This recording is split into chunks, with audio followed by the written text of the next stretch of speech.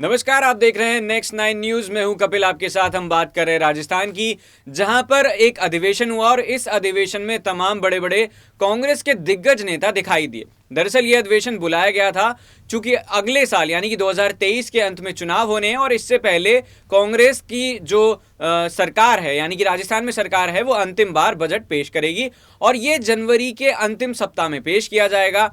तो इसीलिए इस पर सुझाव देने के लिए तमाम तरह के नेताओं को बुलाया गया था, जिसमें हरीश चौधरी से लेकर सचिन पायलट जैसे नेता शामिल हैं। सचिन पायलट की जहां तक बात है, ये बात अलग है कि उनको इस अधिवेशन में बोलने का मौका नहीं मिला, लेकिन सीएम अशोक गहलोत ने बोलते हुए तमाम बातें कहीं।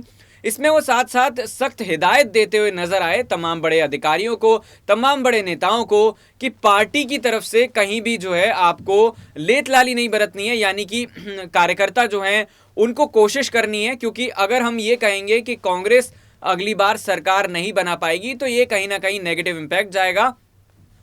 और उनका ये कहना था कि अगर हम साथ आएंगे, एक साथ अपनी आवाज को बुलंद कर देंगे तो जरूर कांग्रेस की सरकार बनती हुई नजर आएगी। इसी को लेकर खास रिपोर्ट है जो मैं आपको बताने वाला हूं।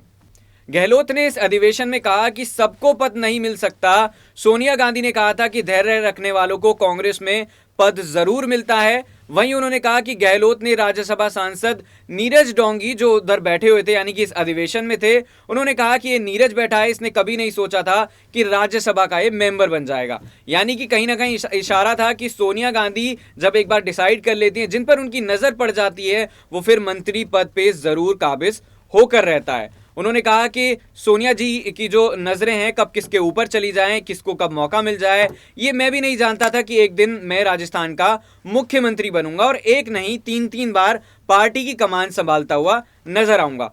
इसके साथ ही साथ उन्होंने अनुशासन पर भी काफी जोर दिया।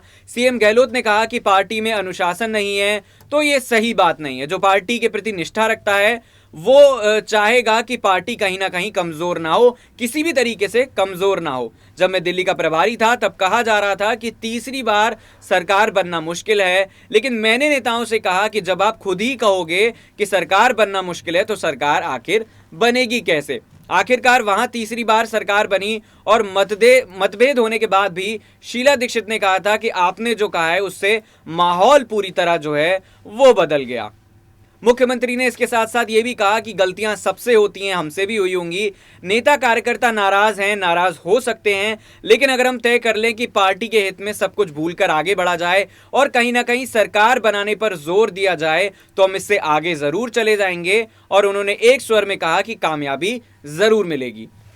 तो आपको बता दें कि 2023 के अंत में चुनाव होने वाले हैं और जो बजट की बात मैंने आपको बताई, ये बजट जो है एक चुनावी स्टंट के तौर पर देखा जा रहा है, क्योंकि इसमें तमाम जातियों के लिए, तमाम लोगों के लिए तमाम तरह की घोषणाएं होनी है और कहीं ना कहीं इन घोषणाओं से ये भी देखा जा रहा है कि इसका परिणाम जो है वो वोट बैंक के तौर पर राजस्थान को कहीं ना कहीं इसका फायदा मिलते हुए नजर आ सकता है। आपका इस पर क्या सोचना है कि क्या ये बजट जो है वो सरकार बनाने में एक बार फिर से कांग्रेस की फायदेमंद साबित होगा? कमेंट करके जरूर बताइए। बाकी तमाम खबरों से रूबरू रहने के लिए देखते रहिए नेक्स्ट 9 न्यूज। नमस्कार।